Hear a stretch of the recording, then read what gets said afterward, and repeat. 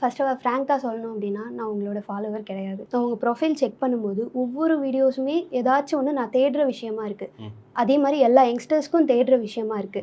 So இத வந்து நீங்க எப்படி ஸ்டார்ட் பண்ணீங்க? உங்க யங் ஏஜ்லயே நீங்க ஸ்டார்ட் பண்ணிட்டீங்களா? நான் ஆண்டர்பிரினர் தான் ஆக போறேன்றத முடிவு பண்ணிட்டீங்களா? இல்ல ஒவ்வொரு வீடியோலயுமே ஒரு கிளாரிட்டி இருக்கு. மோட்டிவேஷனலா இருக்கு. ஸோ புதுசா ஒரு விஷயம் கத்துக்கிற மாரி இருக்கு. இத நீங்க எப்படி ஸ்டார்ட் பண்ணீங்க? ஸோ இது என்னன்னா, நான் ஆண்டர்பிரினர்லாம் ஆகணும்னு நினைக்கல. I come from a lower middle class family. அப்பா ஒரு மில் ஒர்க்கர். என்னோட குடும்பத்தில் ஃபர்ஸ்ட் எஜுகேஷன் எனக்கு தான் கிடச்சதுன்னு வச்சுக்கோங்களேன். ஸோ அங்கேருந்து தான் வந்திருக்கேன். படித்தோம் 11th 12த்லாம் போக முடியாது. அதனால் டிப்ளமோ போயிட்டோம். வேலை கிடச்சிருச்சு. அந்த லைஃப் அப்படியே போச்சுன்னு வச்சுக்கோங்களேன். 13 இயர்ஸ் இன்ட்டு கார்பரேட் லைஃப் சூப்பராக போயிட்டுருக்கு. டக்குன்னு நமக்கு ஏதோ ஒன்று தோணும்ல, எங்கேயோ ஒரு ஸ்பார்க் வரும்ல, பிஸ்னஸ் பண்ணலான்னு சொல்லிட்டு அப்படி தான் பிஸ்னஸ்க்குள்ள வந்தது.